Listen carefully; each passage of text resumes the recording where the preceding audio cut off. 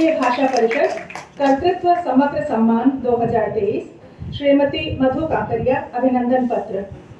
कई उपन्यासों की रचनाकार, शालीन, जागरूक और जुझारू व्यक्तित्व से संपन्न श्रीमती मधु काकरिया ने हिंदी कथा साहित्य को स्त्री के बहुआयामी स्वर से समृद्ध किया है।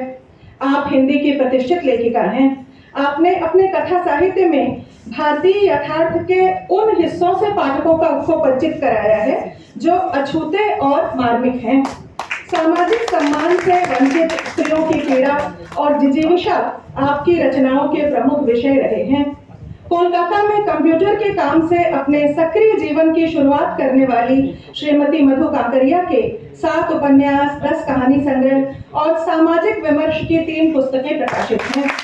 आपके उपन्यास सूखते चिनार का तेलुगु में अनुवाद हुआ है और आपका यात्रा वृत्तांत बादलों में बारूद भी कई भाषाओं में लोकप्रिय हुआ है।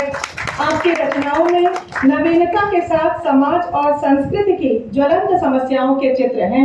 श्रीमती मधु काकरिया को कर्तृत्व समग्र सम्मान से अलंकृत कर भारतीय भाषा परिषद गौरवान्वित है। उन्हें किताबों में डूब जाती थी और कुछ समय के लिए मुझे अपने सवालों के जवाब मिल जाते थे। 8 अप्रैल शनिवार 2023 अलंकरण समारोह भारतीय भाषा और मेरी दुनिया बड़ी होने अपने लगी कृतित्व पर बात और तभी करते ये हुए मधु सुखद काकरिया संयोग बना कि मेरे छोटे भाई सुनील बाड़िया ने मुझे एक वन यात्रा में भेज दिया। वो वन यात्रा मुझे झारखंड के आदिवासी अंचलों में ले गई। वहाँ मैंने एक नया जीवन देखा, मैंने आदिवासियों को देखा, मैंने एक अलग भारत को देखा। मैं जानती हूँ कि भारत चाय पीने वालों का देश है, लेकिन मैंने देखा वहाँ कोई भी आदिवासी ऐसा नहीं मिला जो रोज चाय पीता हो। वो दिन का पहला आहार ही 12 बजे देते। 1-2 आदिवासी मिले, उन्होंने कहा कि कभी कभार वे लोअर डंगा मंगला जाते हैं तो चाय पी लेते हैं। मैं जानती थी कि भारत मंदिरों का देश है, लेकिन मैं मीलों तक गई वहाँ मुझे कोई मंदिर नहीं मिला। बाद में मुझे पता चला कि आदिवासी तो पेड़ों की, नदियों की, झरनों की, पर्वतों की पूजा करते हैं। मैंने वहां देखा उनका जीवन बहुत सादगीपूर्ण था। उनके जीवन में भोगाभाव नहीं था, क्योंकि वे धरती पुत्र थे, धरती से उतना ही लेते कि उनका जीवन निर्वाह हो जाए। और मैंने वहां पे गरीबी के भयंकर दृश्य देखे। मैंने कलकत्ता, बॉम्बे में देखा पति पत्नी के बीच 2 गाड़ियां, वहां मैंने देखी 2 महिलाओं के बीच एक साड़ी। इस देखने ने मुझे जीवन की नई दृष्टि दी। पहली बार मेरे मुंह से निकला, अपना ही दुख देखा है, मैंने कितना कम देखा है। वो यात्रा हुई, उसने मेरे अंदर के कोलंबस को जगा दिया।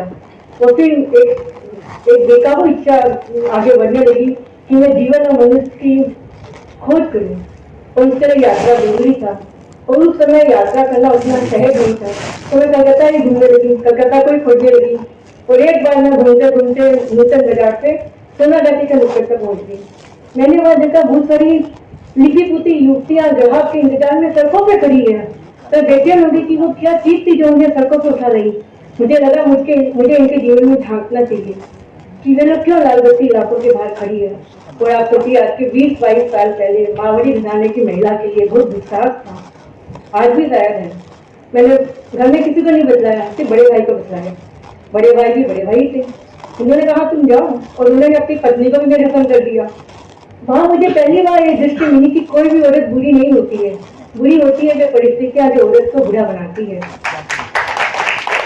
तो मैंने ये भी देखा कि कैसे विकट परिस्थितियों में वे महिलाएं जी रही थी। और जब मैं उन्हें देखती और जब मैं देखती कि कोई नवयुवक जो सब कुछ होते हुए भी आत्महत्या कर रहा है, तो मुझे ताज्जुब लगता। मुझे लगता कि इस व्यक्ति ने जीवन को नहीं समझा है। प्रतिभा है, एजुकेशन है, लेकिन जीवन की समझ नहीं है, जीवन की जड़ गहरी नहीं है।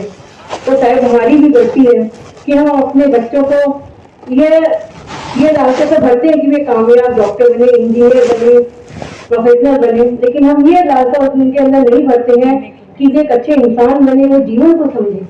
तो जब भी मैं किसी को आत्महत्या करते देखती हूँ, आज भी मुझे अपनी बड़ी नानी की याद आती है। आप देखिए, जिंदगी की सारी दुख उन्होंने झेले, 10 बच्चे हुए, सब मर गए। और जब 55 साल की वे हुई, मेरे पति मर गए। उन्होंने जेब के बेटे को गोद लिया, लेकिन मैंने कभी नहीं सुना कि उन्होंने आत्महत्या करने की सोची हो, या वो दुख अपने दम को बुलाने के लिए उन्होंने शराब पीने की सोची हो। मैं सोचती कहाँ से उनको मिलती है जीने की ऊर्जा। मैं देखती मैं सुबह ब्रह्म मुहूर्त में उठते ही मैं सबसे पहले पौधों को दाना देती, सॉरी पौधों को पानी देती, फिर वे कबूतरों को दाना देती, फिर वे मंदिर जाती, मंदिर में वो गाय को रोटी देती, फिर वे घर आती, सबके लिए खाना बनाती, अंतिम रोटी वे कुत्तों के लिए निकालती। दोपहर को वो अपनी भजन मंडली में आसपास की महिलाओं से मिलती, गाना बजाना होता, शाम को भोजन बनाती।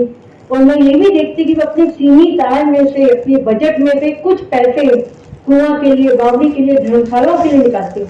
यानी आप सोचिए एक साधारण महिला, लेकिन वो अपने जीवन में पूरी सृष्टि से जुड़ी हुई थी। तो आज हमारा जीवन देखिए कितना आत्मकेंद्रित है। सिर्फ एक खिड़की खुली है सफलता की।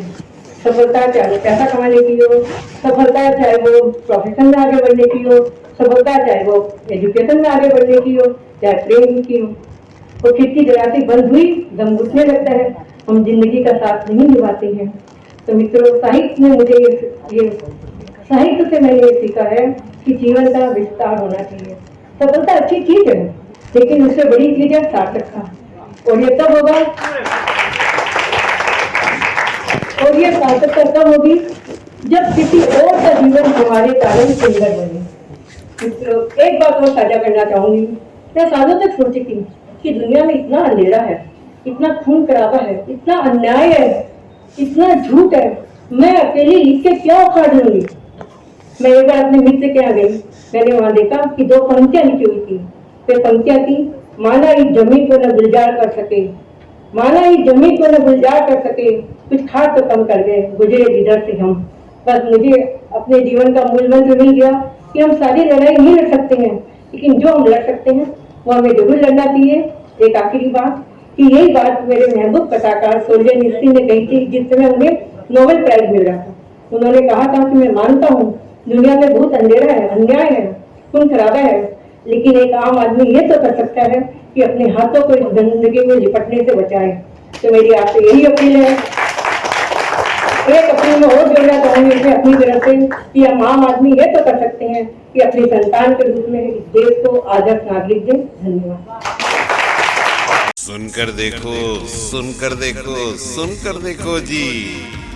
ममता राहुल मोदी बोले, लिखे जितेंद्र जी।